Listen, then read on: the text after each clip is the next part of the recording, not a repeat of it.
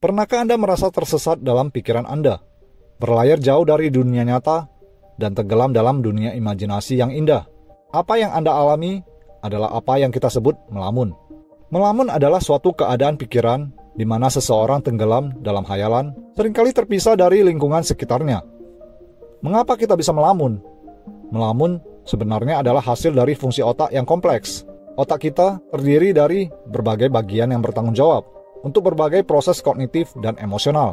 Salah satu bagian yang berperan penting dalam melamun adalah jaringan mode default yang terletak di dalam otak. Jaringan mode default terlibat dalam pemrosesan berbagai jenis informasi dan berfungsi saat kita tidak terfokus pada tugas tertentu. Melamun sebenarnya bisa memiliki efek positif. Saat kita melamun, kita dapat merasakan kepuasan dan kelegaan karena kita dapat menghindari atau mengalihkan perhatian dari situasi yang tidak menyenangkan. Melamun juga dapat memicu kreativitas kita. Saat pikiran kita lepas kendali, kita dapat mengeksplorasi ide-ide baru, menghubungkan gagasan yang sebelumnya tidak terkait, dan menemukan solusi kreatif untuk masalah yang kompleks. Seperti hal lainnya dalam hidup, melamun juga perlu seimbang. Terlalu banyak melamun dapat membuat kita terisolasi dari dunia nyata, menghambat kemampuan kita untuk berinteraksi dengan orang lain, dan mengurangi fokus kita pada tugas-tugas penting.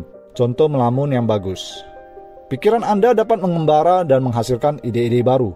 Misalnya seorang seniman bisa melamun tentang komposisi warna dan bentuk yang menarik, yang kemudian dapat menginspirasinya untuk membuat karya seni yang unik. Melamun bisa menjadi kesempatan untuk merenung tentang diri sendiri dan menggali pemahaman yang lebih dalam.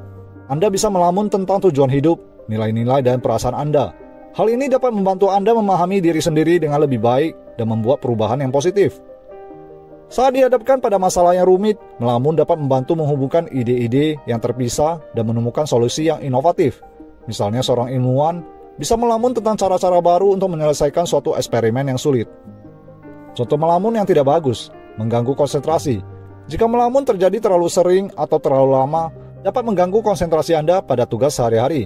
Misalnya, jika Anda terus-menerus melamun di tempat kerja, itu bisa menghambat produktivitas Anda.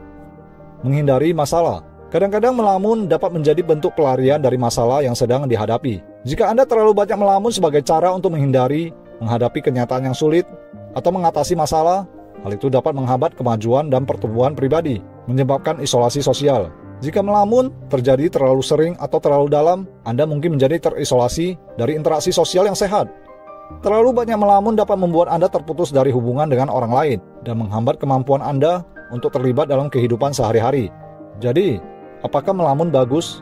Dalam batas yang wajar, melamun dapat memberikan manfaat dalam hal kreativitas dan pemulihan mental. Namun penting untuk tetap memiliki keseimbangan antara melamun dan berinteraksi dengan dunia nyata. Tetap miliki keseimbangan antara melamun dan berinteraksi dengan dunia nyata, untuk memastikan bahwa kita tetap terhubung dengan realitas dan dapat mencapai tujuan kita.